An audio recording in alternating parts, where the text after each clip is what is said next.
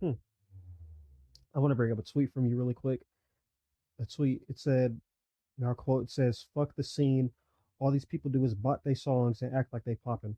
And I bring this up to say, how can you tell if somebody's like botting their music like on fucking Spotify? Because I feel like for me, it's harder to tell if somebody's botting their shit. I feel like it's easier to All tell right, on Instagram and shit, but on Spotify, it's kind of hard. it's pretty easy. So let me just I'll pull up an artist I know who Oh bots. God. I'm not I'm not gonna name him. Um, so in the last month he lost 300,000 monthly listeners. Damn. First off, um, so close to half a million. Let me look at their Instagram. All right, so they're running half a million streams, right? Monthly. I mean, half a million monthly listeners. 5,000 followers on Instagram,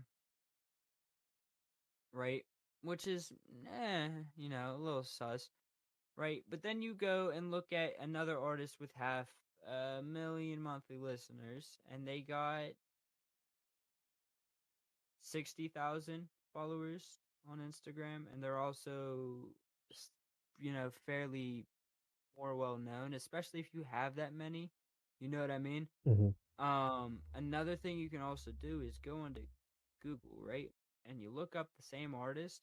If you do it on like a regular browser, it's going to tell you how many search results pop up.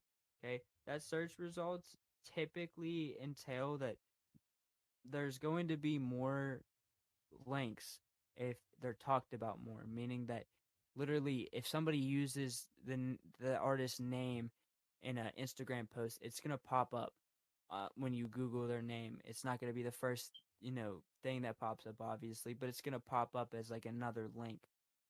So if they're pulling in half a million monthly listeners and there's less than 20,000 search results, or even less than 50,000 search results, they're clearly botting, especially if no other streaming platform is up there, the same as their Spotify.